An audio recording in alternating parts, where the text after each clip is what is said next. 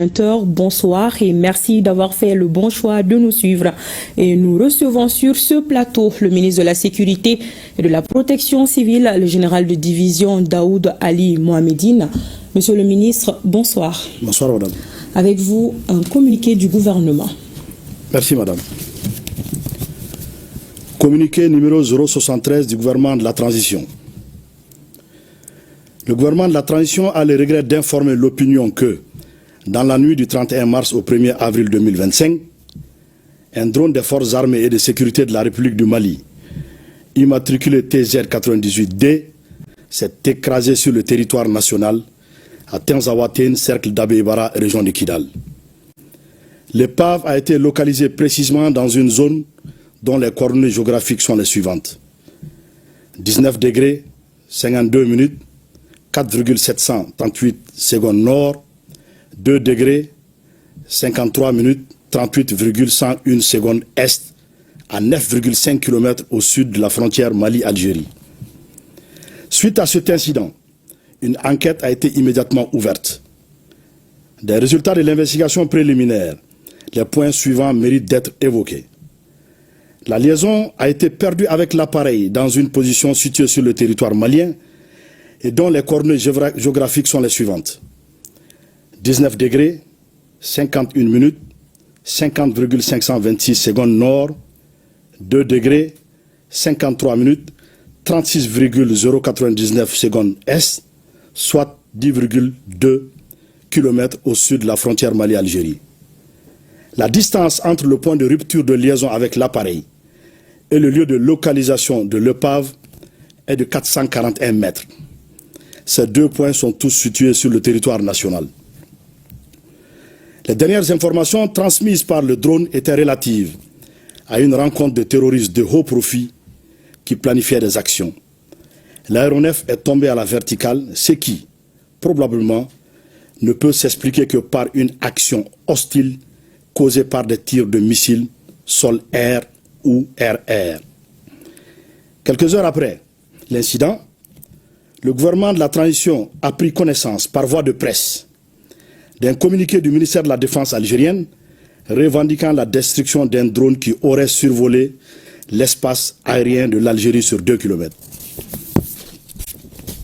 Afin d'approfondir les enquêtes, les autorités maliennes ont demandé aux autorités algériennes de leur fournir des éléments probants étayant la violation de leur espace par un drone de reconnaissance malien. Depuis 72 heures, aucune suite satisfaisante n'a été réservée à la demande malienne. Le gouvernement de la transition conclut avec certitude absolue que le drone des forces armées de sécurité maliennes a été détruit suite à une action hostile préméditée du régime algérien. Cette décision repose sur les éléments ci-après. Le silence coupable du régime algérien accordé à la demande malienne et son refus de coopérer confirment la responsabilité de ce régime qui a tiré sur le drone entraînant sa chute verticale. Les données précises de la trajectoire de l'appareil enregistrées dans le système prouvent sans ambiguïté que l'appareil n'a jamais quitté l'espace aérien de la République du Mali. De surcroît, le point de rupture de liaison du drone et le point de localisation de l'épave sont tous situés sur le territoire national malien. L'absurdité de l'argument de la violation de l'espace aérien algérien sur 2 km, autrement dit, comment l'épave du drone se serait retrouvée au Mali et à 9,5 km de la ligne frontalière si l'appareil avait réellement violé l'espace algérien sur 2 km.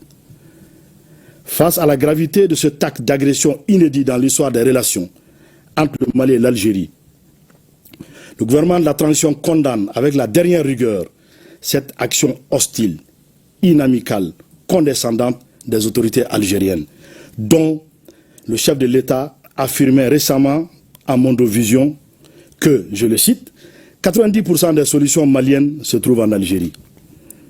En outre, cet agissement prouve, si besoin en était, que le régime algérien parraine le terrorisme international. En effet, la destruction du drone a clairement pour effet, sinon pour but, d'entraver la neutralisation de groupes armés ayant revendiqué des actes terroristes.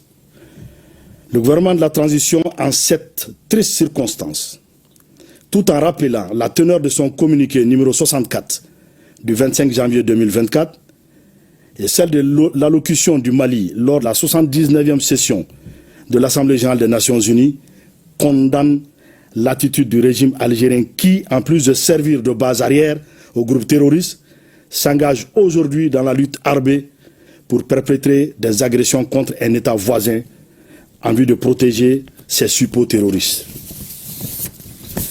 En conséquence, en réponse à cette énième provocation du régime algérien, le gouvernement de la transition décide de 1. Convoquer l'ambassadeur algérien pour protester contre l'hostilité du régime algérien. 2. Se retirer avec effet immédiat du comité d'état-major conjoint CEMOC. 3. Porter plainte devant des instances internationales contre le régime algérien pour acte d'agression.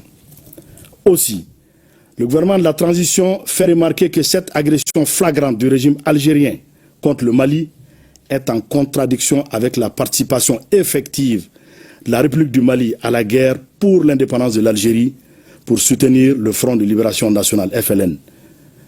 Enfin, il demande au régime algérien, exportateur de terrorisme, de cesser d'être une menace à la paix et à la sécurité régionale, puis d'adopter un comportement responsable visant à promouvoir la paix et le développement. Le gouvernement de la transition réitère à la population malienne que rien n'entamera la détermination des forces de défense et de sécurité maliennes sous le leadership de son Excellence le général d'armée Assimi Goïta, président de la transition, chef de l'État, à poursuivre et à atteindre le noble objectif d'éradiquer le terrorisme sous toutes ses formes. Suivant cette volonté, dans les heures qui ont suivi l'agression du régime algérien contre le drone malien, d'importantes cibles terroristes ont été frappées avec succès dans la localité de Tinzaouatène et ailleurs sur le territoire malien. Ces opérations vont continuer et pourront s'intensifier selon l'évolution de la situation. Que Dieu bénisse le Mali, préserve les Maliens, fait à Bamako le